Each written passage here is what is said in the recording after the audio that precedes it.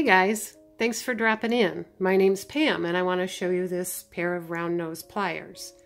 It is the Zebra round nose pliers. It's from the Zebra line of tools from Beadsmith. You can see their Beadsmith logo there on there. And it's a really nice round nose plier. It fits very comfortably in my average sized hands, as you can see. And it's, let's get a little bit closer to it. It's, as you can see, it's a black and white stripe. These grips are a nice, comfortable foam grip, and the black and white stripes are kind of aesthetic. I just like black and white, so I like this tool for that reason alone, and it's really comfortable. Let's take a look at it.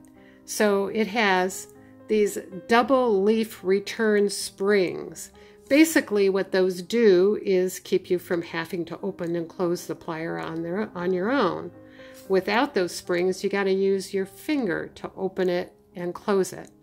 Not an impossibility, but this makes life just a little bit easier. Let me zoom out a little bit here. And the double leaf return spring, it just means that this right here is referred to as a leaf, and they're return springs because it will return it to an opening position. And it's just very springy, very hardened metal there that's springy and bounces off. And they're embedded right here into the grips of the plier so that they don't fall off or you lose them somewhere.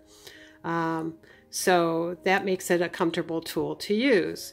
It's box joint construction, meaning box joint is like this, where the two jaws are interlocked here, that box joint. That's as opposed to a lap joint. Like, let me show you a lap joint. This is a lap joint tool.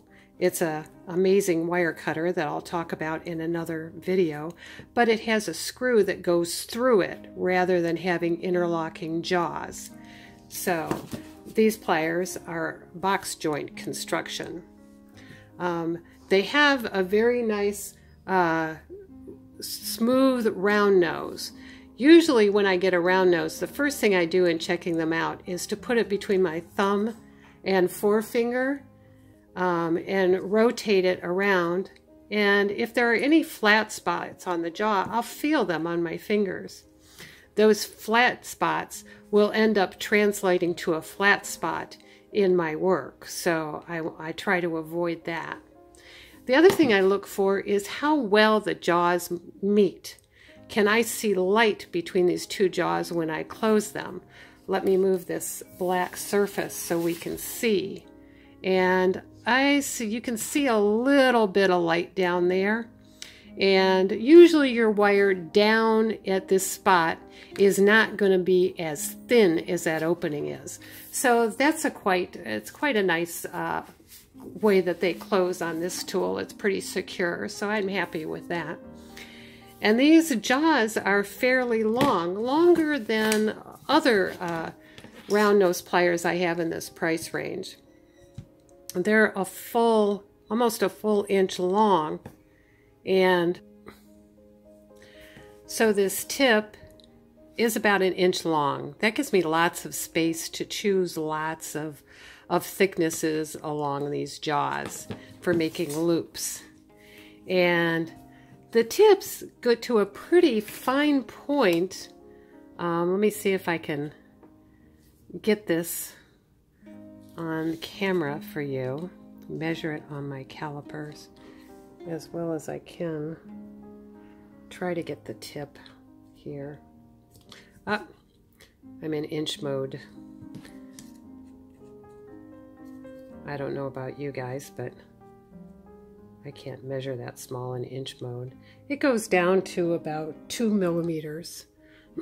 So I can make some fairly small loops down there at that end. And they match up really nicely at the tip, so I could get a good grip on that as well. Try to get that where you can see that, how well they match up. Anyway, and the size of the tool is, let's see, looks like about 5¼ inches.